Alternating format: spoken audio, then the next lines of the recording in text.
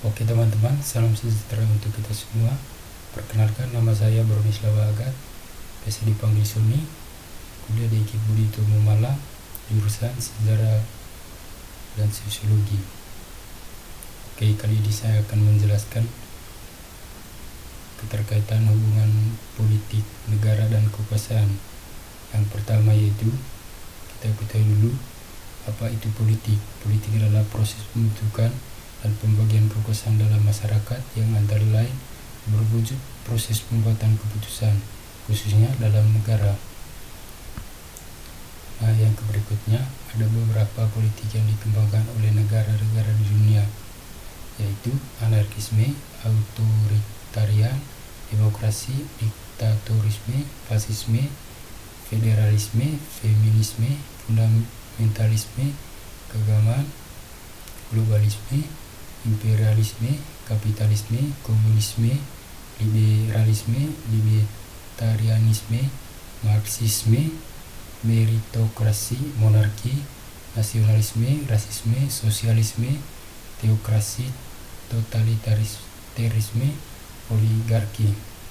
Nah, yang berikutnya fungsi-fungsi dan struktur politik, yaitu yang pertama sosial politik, yang kedua rekrutmen politik, artikulasi kepentingan, agresi kepentingan, komunikasi politik. Nah, yang berikutnya pengertian negara. Negara merupakan suatu kawasan teritorial yang di dalamnya terdapat sejumlah penduduk yang mendiami dan memiliki kedaulatan untuk menjalankan pemerintahan, dan keadaannya diakui oleh negara lain.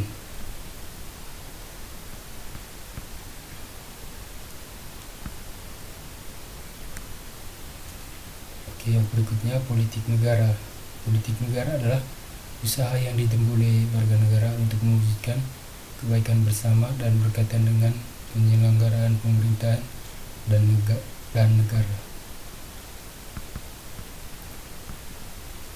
Dan yang berikutnya kekuasaan. Kekuasaan adalah kewenangan yang didapatkan oleh seseorang atau kelompok guna menjalankan kewenangan tersebut sesuai kewenangan yang diberikan.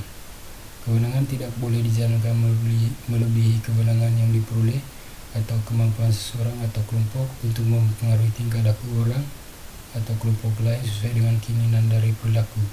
Jadi ada 3 arti kekuasaan, yaitu kewenangan, kemampuan, dan pengaruh.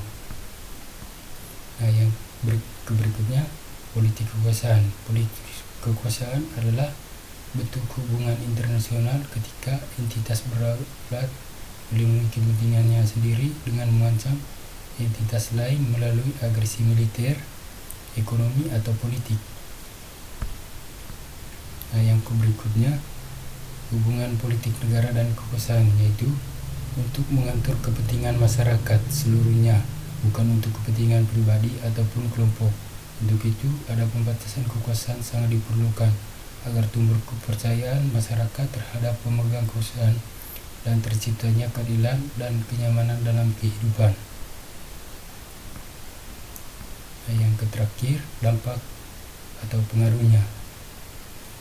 Dampak bagi politik, yaitu pengaruh yang menyebabkan munculnya perilaku berpolitik adalah karena ada ketidakpastian seperti tujuan tidak jelas, ukuran prestasi dan kinerja tidak terstandar, proses pembuatan keputusan tidak terdefinisi dengan baik, kompetisi antar individu dan kelompok tinggi, dan perubahan.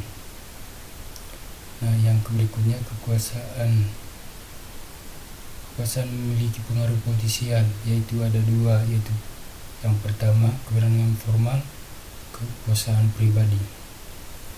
Oke teman-teman, itu saja yang bisa saya sampaikan. Mohon maaf kalau ada kesalahan kata dan kekurangan.